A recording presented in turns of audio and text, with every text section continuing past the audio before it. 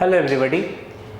तो आज हम स्टार्ट करने जा रहे हैं चैप्टर नंबर 1 का एक नेक्स्ट टॉपिक जिसका नाम है इलेक्ट्रिक डाइपोल। क्या बात करेंगे हम आज? इलेक्ट्रिक डाइपोल के बारे में। तो चलिए शुरू करते हैं।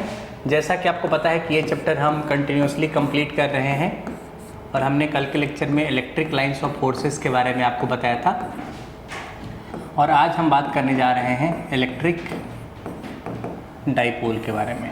क्या बात करेंगे? Electric dipole. अच्छा, इलेक्ट्रिक डाइपोल क्या होता है या डाइपोल क्या होता है? सबसे पहले अगर आप इसके नाम को भी देखेंगे तो ऐसा लगता है कि डाई मतलब दो और पोल मतलब पोल। किसके दो पोल होंगे उसको क्या बोलेंगे? डाइपोल बोलेंगे। अगर मैं चार्ज के रिस्पेक्ट में बताऊं आपको तो यहाँ पे कुछ इस तरीके की चीज़ें होती है कि एक चार्ज आपके पास होगा और एक दूसरा चार्ज होगा, मतलब माइनस क्यू प्लस क्यू, मतलब कि system of charges which have same magnitude of the charge but opposite nature of the charges is known as the dipole। समझ आ रहा है? तो अगर आपको डाइपोल यहाँ पे बताना है तो क्या बोलेंगे कि सिस्टम ऑफ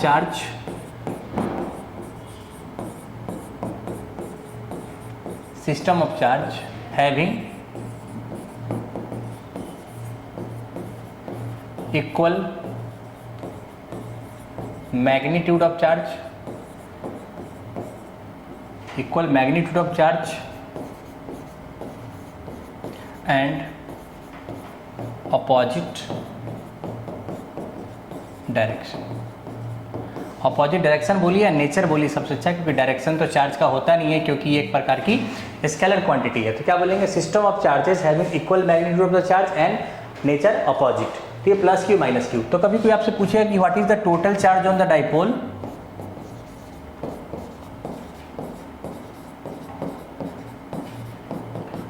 कभी कोई बोलता है कि टोटल चार्ज डाइपोल पे कितना होगा, तो ये सिंपल सा जीरो हो जाएगा। क्यों जीरो हो जाएगा?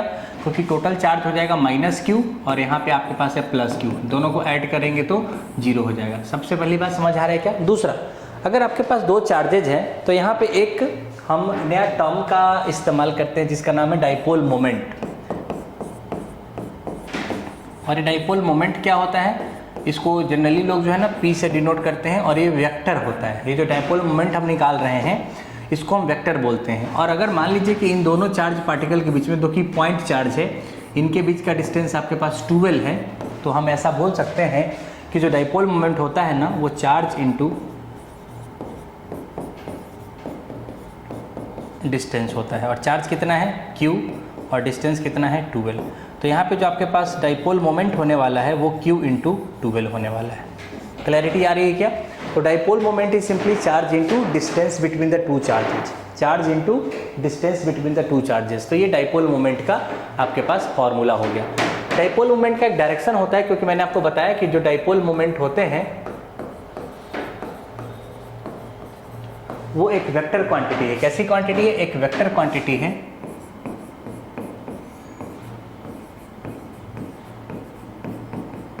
तो इनका जो डायरेक्शन होने वाला है वो कैसा होगा?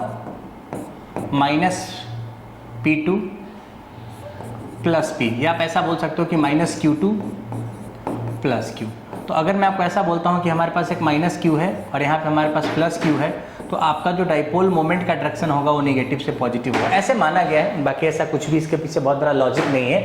तो डाइपोल मोमेंट जो वेक्टर है उसको लिखेंगे Q इंटू जो भी डिस्टेंस, अगर 12 है तो 12, और इसका जो डायरेक्शन होने वाला है वो निगेटिव से किधर होगा? पॉजिटिव की तरफ होगा। अगर आप यूनिट के बारे में बात करते हैं कि what is the unit of dipole moment, तो अगले पेज पे चलते हैं। यूनिट ऑफ डाइपोल मोमेंट की बात करेंगे तो क्या हो जाएगा?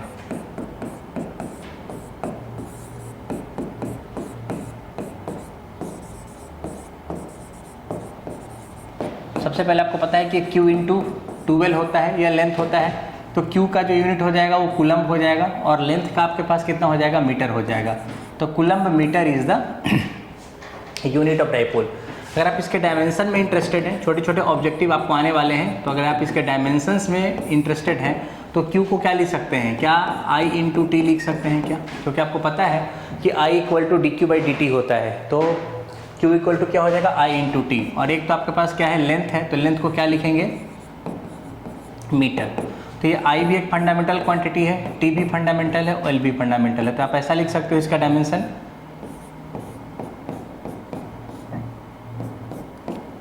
ये देखिए LTI, यही इसका क्या होने वाला है आपके पास, डायमेंशंस होने वाले हैं।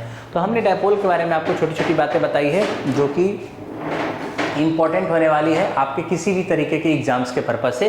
तो डायपोल क्या होता है, उसके डायरेक्शंस क्या होते हैं, यूनिट क्या होता है, डायमेंशंस क्या होते हैं, और डायपोल कहते किसको हैं, ये सारी बातें हमने यहाँ पे करी है।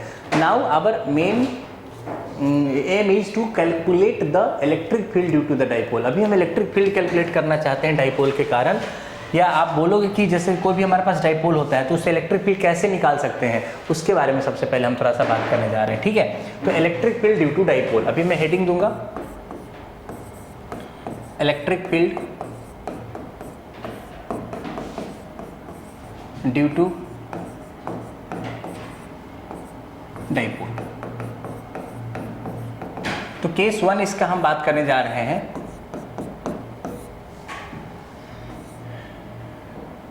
इफ, पहले मैं आपको इसका स्टोरी समझाता हूँ कि यहाँ पे मान लीजिए कि -q एक चार्ज है और यहाँ पे हमारे पास क्या है +q चार्ज, ठीक है। इसके बीच का डिस्टेंस कितना है 2l है। तो अगर डिस्टेंस 2l है तो यहाँ पे l हो जाएगा और यहाँ पे l हो जाएगा। तो ये 2l डिस्टेंस मानने का रीजन बस यही है कि जो डायपोल होते हैं ना वो आपके किसी भी पोलर मॉलिक्यूल्स के अंदर में भर भर के होते हैं। जैसे कि वाटर हो गया, तो वाटर में भी आप डायपोल देख सकते हैं। कैसे देख सकते हैं कि जैसे मान लीजिए कि हमारे पास हाइड्रोजन H2O ये होता है, तो ऑक्सीजन आपके पास कैसा होता है, यहाँ पे 2 निगेटिव चार्जेस और एक यहाँ पे हाइड्रोजन, एक यहाँ पे हाइड्रोजन। तो सिंपल सी बात है कि अगर आप एक हाइड्रोजन, ये देखिए, तो ये मिलके भी एक डायपोल बना लेगा। क्या दोनों के पास अपोजिट चार्जेस हैं क्या, बिल्कुल है। और एक क्या बनेगा, ये देखिए, ये क्या बनेगा आपके पास एक डायपोल बन गया। तो बड़ी आसानी से यहाँ पे आप देख सकते हो कि वाटर जो है ना 2 डायपोल से बना हुआ है, ठीक है। क्या 2 पोल इसके पास है, एक इसके कारण एक इसके कारण। मान लीजिए कि आपके पास NaCl है, Na+ और Cl-। तो इनके बीच में भी आप क्या बना सकते हो, एक डायपोल बना सकते हो, क्योंकि प्लस चार्ज और माइनस चार्ज आपके पास अपोजिट नेचर के हैं, ठीक है। और मैग्नीट्यूड तो सेम है ही। तो इस हिसाब से आप यहाँ पे बोल सकते हो कि डायपोल कैसे फॉर्म कर सकते हैं। अब मान लीजिए कि अलोंग द एक्सिस, इफ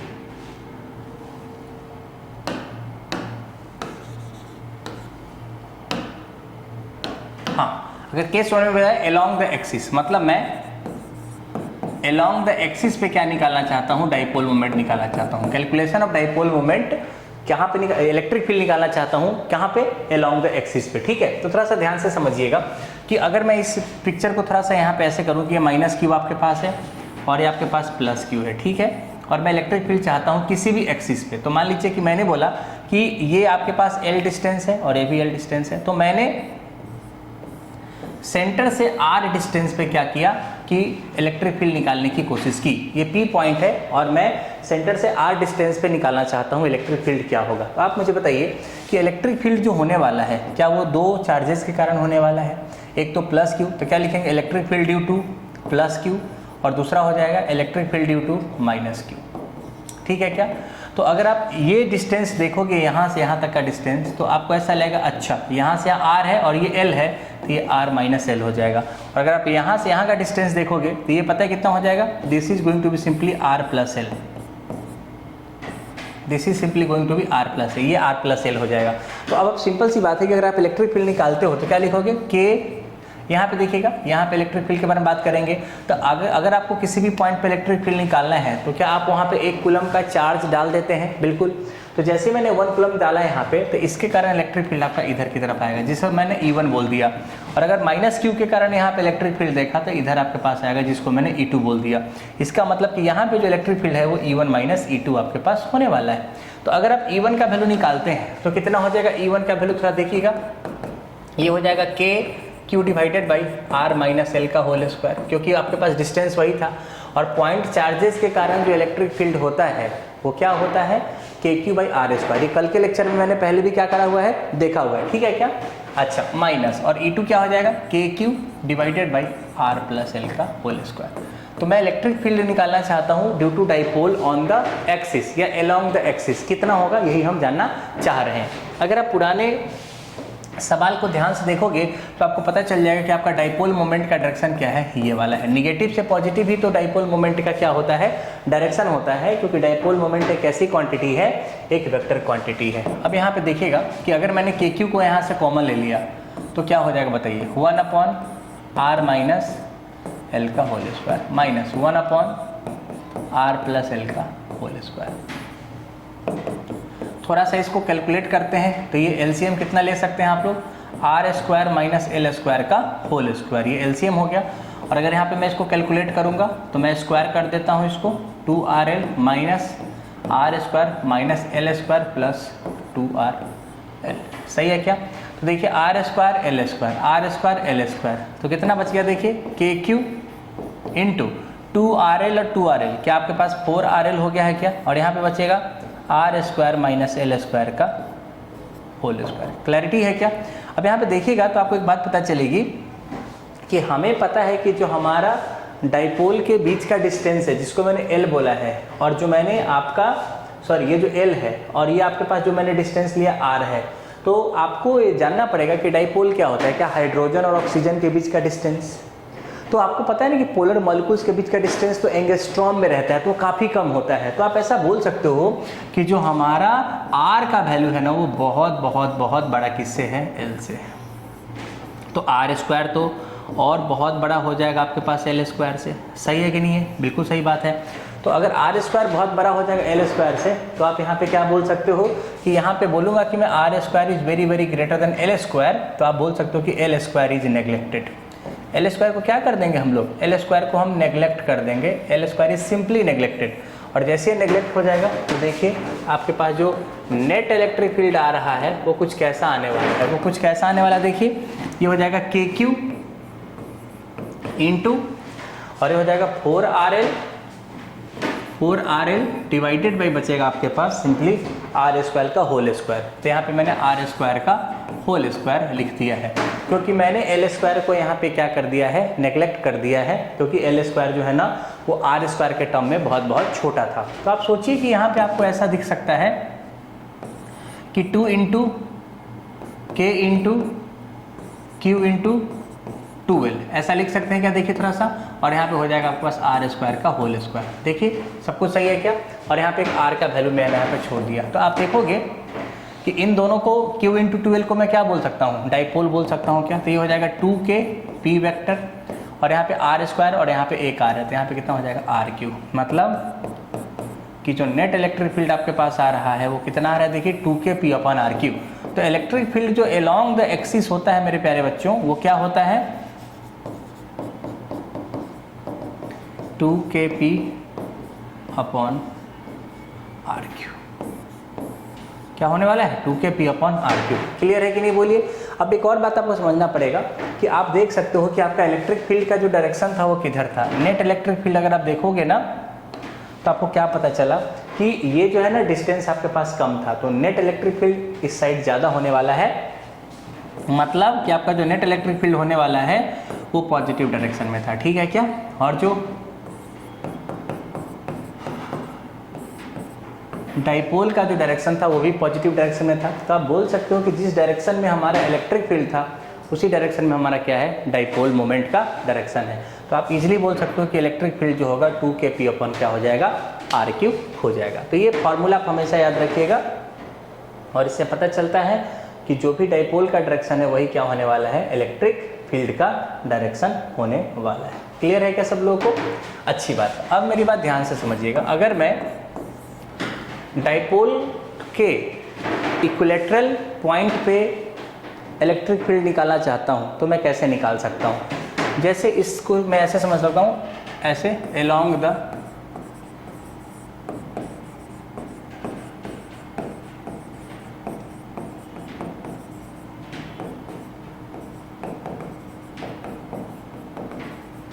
जैसे मान लीजिए कि यहाँ पे माइनस Q है और यहाँ पे क्या है, प्लस Q है, और मैंने पहले वाला कि इसको L मान लीजिए, इसको L मान लीजिए,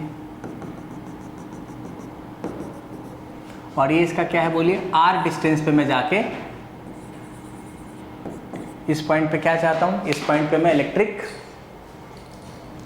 फील्ड निकालना चाहता हूँ। तो सबसे पहले समझिएगा कि क्या इनके बीच का डिस्टेंस क्या होने वाला है। तो आपको नहीं लगता कि L है ये और R है, तो ये हो जाएगा L square plus R square, और इनके बीच का डिस्टेंस अगर आप देखोगे तो क्या हो जाएगा, ये भी हो जाएगा। सही है कि नहीं बोलिए? बिल्कुल। अच्छा, मेरा सवाल बहुत सिंपल है कि अगर आप देखोगे कि इस प्लस क्यू के कारण यहाँ पे इलेक्ट्रिक फील्ड का डायरेक्शन, तो क्या इधर के डायरेक्शन में होगा क्या? मान लीजिए E1 बोला मैंने, और इस माइनस क्यू के कारण यहाँ पे इलेक्ट्रिक फील्ड का डायरेक्शन किधर होगा? इधर, क्योंकि मैंने आपको बोला है कि जो भी आपके पास इलेक्ट्रिक फोर्स का डायरेक्शन होगा वही तो इलेक्ट्रिक फील्ड का डायरेक्शन होने वाला है, ठीक है। तो आप अगर सोचोगे कि यहाँ पे हमारे पास एंगल क्या है? थीटा है, और यहाँ पे भी एंगल हमारे पास क्या है? थीटा है, सेम ही होने वाला है क्योंकि सारे डायमेंशंस भी क्या है यहाँ पे? सेम है। तो मुझे बताइए कि ये जो पॉइंट P है उस पर क्या सिचुएशन बन रही है? एक तो आपके पास इस डायरेक्शन में इलेक्ट्रिक फील्ड आ गया है E1, और एक इस डायरेक्शन में क्या आ गया है? E2, ठीक है। तो अगर मैं बोलूँ कि हमारा E1 का वैल्यू कितना है, थोड़ा चेक करते हैं E1 का वैल्यू कितना है। E1 क्या हो जाएगा? KQ अपॉन R स्क्वायर, और R स्क्वायर की जगह पे क्या है? L square plus R square. सही है कि नहीं बोलिए? क्योंकि पॉइंट चार्ज के कारण जो इलेक्ट्रिक फील्ड होता है वो क्या होता है? KQ बाई R स्क्वायर होता है। और अगर मैं E2 बताना चाहूँ आपको, तो E2 कितना हो जाएगा? फिर से KQ by L square plus R square. सबको समझ में आ रही है कि नहीं आ रहा है? क्योंकि हमको पता है कि दोनों डिस्टेंस हमारे यहाँ से क्या होने वाले हैं? सेम होने वाले हैं। तो ये E1 आपके पास हो जाएगा और ये E2 हो जाएगा। अब थोड़ा समझने वाली बात ये है, उसको थोड़ा समझिएगा कि अगर आपने बोला कि ये थीटा है, तो अगर मैं यहाँ पे एक ऐसा लाइन बना लूँ तो ये भी कितना होने वाला है? थीटा होने वाला है। और ये थीटा है तो ये भी कितना होने वाला है? थीटा होने वाला है। तो जो इलेक्ट्रिक फील्ड का आपके पास दो कंपोनेंट दिख रहा होगा, और दो कंपोनेंट कैसा है? देखिए ना, ये आपके पास एक दिखा, इसका एक कंपोनेंट होगा E1 cos थीटा, और दूसरा क्या हो जाएगा आपके पास? E1, सॉरी आप मान सकते हो, इसे कोई फर्क नहीं पड़ता है, लेकिन इधर वाला हो जाएगा E1 sin थीटा। मैं मिटा के दोबारा बता देता हूं आपको।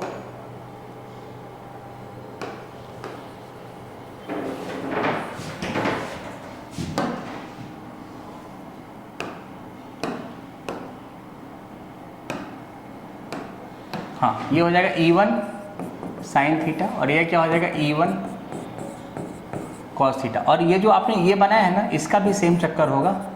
ये भी हो जाएगा इधर की तरफ में E1 cos थीटा, और ये हो जाएगा यहाँ पे। तो ये दोनों क्या हो जाने वाले हैं? कैंसल आउट हो जाने वाले। ये दोनों क्या हो जाएंगे? कैंसल आउट हो जाएंगे।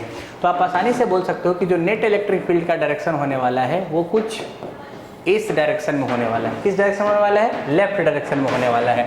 और इसका वैल्यू क्या हो जाएगा? 2E cos theta. पहले से आपको पता है कि जो आपने E माना है वो दोनों सेम है, KQ by R square plus L square. और cos थीटा का वैल्यू क्या हो जाएगा? ये हो जाएगा बेस अपॉन हाइपोटेन्यूज। ये हो जाएगा आपके पास L divided by under root L square plus R square. सही है कि नहीं है? तो इसको लिख सकते हैं 2KQ इंटू L, और ये हो जाएगा R square plus L square का पावर 3/2। सही है कि नहीं है? तो जैसे आप देखोगे कि R स्क्वायर बहुत बहुत बड़ा है L स्क्वायर से, तो क्या L स्क्वायर नेग्लेक्ट हो जाएगा? तो क्या बचेगा? 2KQL divided by R square का पावर 3/2। क्या 2 ने 2 को मार दिया? तो क्या बचा? 2KQL upon RQ। आप देख सकते हो कि हम इसको ऐसा लिख सकते हैं K into P upon RQ। क्यों? क्योंकि Q इंटू 2L को मैं क्या बोल दूंगा? डाइपोल मोमेंट बोल दूंगा। तो यहाँ पे आपके पास जो इलेक्ट्रिक फील्ड आ रहा है वो आ रहा है KP वेक्टर अपॉन RQ। इसमें एक छोटा सा कैच है जो मैं आपको बताना चाहता हूँ। अगर आप बहुत ध्यान से देखोगे तो इसमें इलेक्ट्रिक फील्ड का डायरेक्शन इधर है, this direction is electric field, ठीक है। और डाइपोल मोमेंट का जो डायरेक्शन है, नेट इलेक्ट्रिक फील्ड, मतलब ये P वेक्टर, मतलब ये जो आपके पास डाइपोल मोमेंट का डायरेक्शन है वो राइट साइड में है, और नेट इलेक्ट्रिक फील्ड का डायरेक्शन क्या है? लेफ्ट साइड में है। तो इलेक्ट्रिक फील्ड और डाइपोल मोमेंट का जो डायरेक्शन है अपोजिट है, इसलिए मैंने यहाँ पे क्या लगा दिया? माइनस लगा दिया। तो अगर किसी भी इक्वेटोरियल पॉइंट पे आप निकालोगे electric field due to dipole, तो क्या हो जाएगा? Minus KP by RQ। क्या बातें आपको समझ में आ रही है कि नहीं आ रही है? तो इस तरीके से बड़े आसानी से आप बोल सकते हो कि हमारा इलेक्ट्रिक डाइपोल के लिए जब अलोंग द एक्सिस रहेगा तो क्या इलेक्ट्रिक फील्ड होगा, और परपेंडिकुलर टू एक्सिस रहेगा तो क्या इलेक्ट्रिक फील्ड होगा। क्लियर है क्या? तो अब हम देखने जा रहे हैं electric field due to electric dipole at any general point. अभी हमने क्या बात करी आपके सामने में कि अगर हमारे पास एक इलेक्ट्रिक डाइपोल है तो उसके अलोंग द एक्सिस कितना इलेक्ट्रिक फील्ड होगा। और अगर मैं बात करता हूँ इक्वेटोरियल पॉइंट पे, मतलब परपेंडिकुलर टू द एक्सिस, तो कितना इलेक्ट्रिक फील्ड होगा। But now we are going to calculate the electric field due to the electric dipole at any general point. तो केस 3 पे बात करते हैं हम लोग। Electric field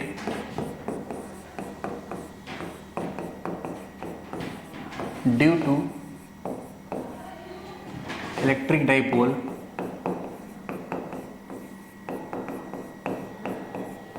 at any general point। अब थोड़ा समझने का प्रयास करेंगे इसको कि मान लीजिए कि हमने बोला कि हमारे पास यहाँ पे माइनस क्यू है और यहाँ पे हमारे पास प्लस क्यू है, ठीक है। पॉइंट चार्जेस हैं यहाँ पे, और मैंने बोला कि किसी भी पॉइंट पे, जैसे मान लीजिए कि ये एल मान लिया और मैं यहाँ पे लेटर सपोज करिए कि मैं आर डिस्टेंस पे यहाँ पे इलेक्ट्रिक फील्ड निकालना चाहता हूँ। तो कैसे निकालेंगे, तो ये बहुत ही आसान है। कैसे, देखिए मान लीजिए कि एंगल हमारे पास क्या है, थीटा है। तो आप बताओ कि ये जो डाइपोल के बारे में बात करेंगे, तो आपको नहीं लगता कि जो डाइपोल होने वाला है ये डाइपोल किस इस डायरेक्शन में होने वाला है, पी वेक्टर, क्योंकि डाइपोल का डायरेक्शन हमेशा नेगेटिव से पॉजिटिव होता है। अब आप पूछोगे सर आप यहाँ से डाइपोल क्यों बना रहे हो, इसके बीच में क्यों नहीं बना रहे हो। एक्चुअली ये एक पोलर मॉलिक्यूल्स है और इसके बीच का डिस्टेंस इतना कम होता है, एंगस्ट्रॉम में होता है, तो आप कहीं से बनाओ कोई खास फर्क नहीं पड़ेगा। अगर इस P का कंपोनेंट अगर आप देखोगे तो दो कंपोनेंट होंगे, एक तो होगा एलोंग द एक्सिस, देखिए इधर की तरफ ये हो जाएगा P cos थीटा, और एक होगा ठीक इसके परपेंडिकुलर, जिसका क्या नाम होगा P sin थीटा, क्योंकि ये वाला एंगल क्या है आपके पास, है थीटा है। अच्छा, तो मुझे बताइए कि अगर मैं थोड़ा देर के लिए आपको बताऊं कि इसको मैं एक एक्सिस मान लेता हूं, इसको मैं मानता हूं एलोंग द एक्सिस, ठीक है, इसको मानता हूं एलोंग द एक्सिस, तो ये वाला जो एक्सिस है क्या इसके परपेंडिकुलर नहीं हो जाएगा क्या, बिल्कुल इसका क्या हो जाएगा, परपेंडिकुलर हो जाएगा। क्लियर है कि नहीं है, इसके परपेंडिकुलर बिल्कुल हो जाएगा। तो कहने का मतलब है कि एलोंग द एक्सिस के लिए तो आपको पहले से पता है कि एलोंग द एक्सिस के लिए क्या होता है, ये इस डायरेक्शन में आपके पास होने वाला है क्या, और ये हो जाए 2kp/r³ होता है क्या, लेकिन आपको पता है कि यहाँ पे p के जगह पे क्या है, p cos थीटा है, तो आपका जो इलेक्ट्रिक फील्ड होगा इस डायरेक्शन में 2kp cos थीटा अपन क्या हो जाएगा, r³ हो जाएगा। लेकिन ये जो नीचे के डायरेक्शन में आपको लगा है, ये देखिए ये जो p sin थीटा जो इधर से होगा आपके पास, जो मैंने यहाँ बनाया है, उसके कारण इलेक्ट्रिक फील्ड किधर होगा, नीचे है तो अपोजिट डायरेक्शन में होता है, तो यहाँ पे इलेक्ट्रिक फील्ड हो जाएगा kp/r³, माइनस होता है लेकिन हमने डायरेक्शन उल्टा कर दिया है, तो ये हो जाएगा kp/r³ और ये हो जाएगा plus kp sin theta upon r³। तो आप देख सकते हो कि ये जो पॉइंट आपके पास आया है, ये जो पॉइंट है, इस पे दो इलेक्ट्रिक फील्ड बने हैं, एक बना है इधर 2kp cos theta upon r³ और इधर बना है 2kp sin थीटा, ये 2kp नहीं होगा, kp होगा सिंपल, तो मैं 2 को मिटा देता हूँ यहाँ से, ये देखिए kp sin theta upon r³। अब इन दोनों का रिजल्टेंट अगर आप निकालोगे तो आपको पता है कि दोनों क्या होने वाले हैं, परपेंडिकुलर होने वाले हैं। तो अगर मैं इसका नेट इलेक्ट्रिक फील्ड निकालूँ तो नेट इलेक्ट्रिक फील्ड कितना हो जाएगा, ई नेट, इसको स्क्वायर करते क्या बोलिए और रूट अंडर ले लें, तो ये हो जाएगा kp sin theta upon r³ का होल स्क्वायर और प्लस ये कितना हो जाएगा 2kp cos theta upon r³ का होल स्क्वायर। क्या समझ आ रहा है क्या, इस तरीके से आप इसको लिख सकते हो। अब यहाँ पे अगर मैं थोड़ा सा आपके लिए एक काम करूँ तो kp और r³ को क्या कर दूंगा, बाहर निकाल दूंगा, क्योंकि kp स्क्वायर अपॉन r³ का होल स्क्वायर हो गया है। तो यहाँ पे क्या हो जाएगा, देख सकते हैं आप, यहाँ पे हो जाएगा साइन स्क्वायर थीटा और प्लस ये हो जाएगा 4 cos स्क्वायर थीटा। तो यहाँ पे बहुत सिंपल हो गया कि जो नेट इलेक्ट्रिक फील्ड आपके पास होने वाला है that is very simple, kp/r³ और ये अंडर रूट हो जाएगा sine square theta plus cos square theta 1 हो जाएगा और इधर पे बच जाएगा आपके पास 3 cos स्क्वायर थीटा। तो ये आपके पास नेट इलेक्ट्रिक फील्ड आया है अगर आप बात करते हो किसी भी जनरल पॉइंट के ऊपर में। तो अगर मैं बोलूँ कि नेट इलेक्ट्रिक फील्ड का डायरेक्शन अगर मैं देखूँ यहाँ पे तो वो भी आप निकाल सकते हो, लेकिन नेट इलेक्ट्रिक फील्ड का मैग्नीट्यूड तो पता चल गया है, क्या है, kp/r³ under root 1 plus 3 cos square theta. सही है कि नहीं, देखिए हाँ बिल्कुल सही है। तो इस तरीके से आप चीज़ों को क्या कर सकते हैं, आसानी से बना सकते हैं। ठीक है, तो आप अगर चाहोगे तो इसका एंगल भी निकाल सकते हो। जैसे कि अगर आप इस आर पॉइंट को देखोगे तो क्या हुआ था यहाँ पे, यहाँ से आपने आर लिया था, बिल्कुल सही बात है। ये एंगल क्या था आपके पास, ये थीटा था, और एक आपने इधर निकाला था जिसका वैल्यू था 2kp cos theta upon R Q, और एक आपके पास इधर था इलेक्ट्रिक फील्ड जिसका वैल्यू था kp sine theta upon R Q. समझ पड़ रहा है सब लोग की नहीं, बोलिए। तो अब मेरा सवाल समझिएगा कि अगर मैं बोलूँ कि यार मेरे को एंगल निकालने का, क्योंकि रिजल्टेंट तो आपको पहले से पता है कि यही आपका रिजल्टेंट था, ये आपका रिजल्टेंट था कि नहीं था, बोलिए। तो रिजल्टेंट का अगर किसी के साथ भी अगर एंगल लेते हैं, जैसे मान लीजिए कि ये वाला मैंने बोला कि मेरे पास एंगल फाई है, तो tan फाई को क्या लिखोगे मुझे बताइए आप। tan फाई को लिखोगे ये अपॉन ये, तो ये वाला कितना है, ये वाला देखोगे तो ये वाला है, तो ये हो जाएगा kp sine theta upon R Q, और ये क्या हो जाएगा, ये वाला ये हो जाएगा के 2kp cos theta upon R Q. R Q ने आर क्यू को मार दिया, kp ने kp को मार दिया, तो कितना बचा tan थीटा डिवाइडेड बाई 2। इसका मतलब है कि जो tan फाई का वैल्यू आने वाला है यहाँ पे tan थीटा बाई 2 आ गया है। ठीक है, इसका मतलब आप अगर यहाँ पे कभी एंगल के बारे में बात करी जाए तो आप यहाँ से एंगल के बारे में भी बता सकते हैं कि किस तरीके से एंगल आप यहाँ पे निकालोगे। अगर एंगल पूछा तो, नहीं पूछेगा तो कोई दिक्कत की बात ही नहीं। तो इस तरीके से डाइपोल के तीनों पॉइंट पे आपने क्या कर दिया है, इलेक्ट्रिक फील्ड का वैल्यू निकाल के रख दिया है। क्लियर है कि नहीं है। तो ये था आपके पास डाइपोल का कैलकुलेशंस। अब एक और चीज डाइपोल के अंदर में हम देखते हैं जिसका नाम है टॉर्क। लेकिन टॉर्क से पहले मैं आपसे पूछता हूं कि अगर मैंने बोला कि dipole placed in uniform electric field, अगर हमारे पास एक डाइपोल है जो यूनिफॉर्म इलेक्ट्रिक फील्ड में रखा गया है, जैसे यूनिफॉर्म इलेक्ट्रिक फील्ड का क्या मतलब हुआ, ऐसा कुछ, ये हमारे पास एक यूनिफॉर्म इलेक्ट्रिक फील्ड है।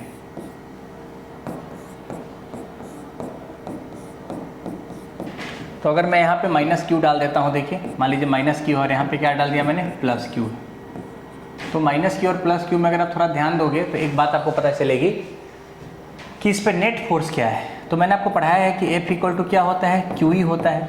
तो पॉजिटिव चार्ज पे अगर आप नेट फोर्स निकालोगे तो क्या हो जाएगा, Q इंटू ई हो जाएगा। ये आपका फोर्स हो जाएगा इस डायरेक्शन में, राइट साइड में। और यहाँ पे अगर आप फोर्स निकालोगे तो क्या हो जाएगा, Q इंटू ई वेक्टर हो जाएगा। मतलब आप देख सकते हो कि किसी भी डाइपोल पे अगर यूनिफॉर्म इलेक्ट्रिक फील्ड में है तो नेट फोर्स क्या है, इधर भी लगा है उतना ही और इधर भी लगा है उतना ही। तो नेट फोर्स जो है वो क्या हो जाने वाला है, 0 हो जाने वाला है। ठीक है, लेकिन नेट टॉर्क क्या हो जाएगा। अगर आप टॉर्क के बारे में बात करेंगे तो आपको पता है कि आपने 11th में पढ़ा होगा कि टॉर्क होता है R cross F. R cross F का मतलब क्या है कि अगर ये फोर्स है तो किसी भी पॉइंट के बाद परपेंडिकुलर डिस्टेंस लोगे, पर ये तो उसी लाइन में है तो परपेंडिकुलर डिस्टेंस तो आ ही नहीं सकता है। ठीक है, तो टॉर्क यहाँ पे क्या हो जाएगा, 0। बट हमेशा टॉर्क 0 है ऐसा जरूरी नहीं है। अगर मान लीजिए कि मैंने डाइपोल को ऐसा रखा, एक हमारे पास प्लस क्यू यहाँ पे है और एक माइनस क्यू हमारे पास यहाँ पे है, ठीक है क्या।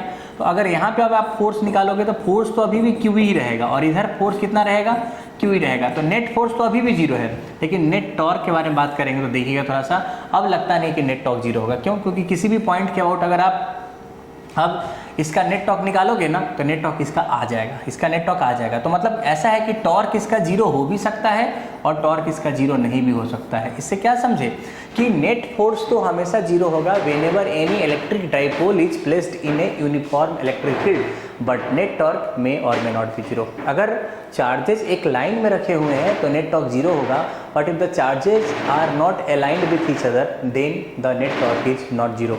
तो what is the conclusion here कि if we have put a electric dipole in a uniform electric field, then the net force on that electric dipole is always 0, but net torque on that electric dipole may or may not be 0, right। इस तरीके से आप चीज़ों को क्या कर सकते हो, देख सकते हो। अब मेरा सिंपल सा सवाल है कि टॉर्क होगा तो कितना होगा, ये टॉर्क होगा तो कितना होगा।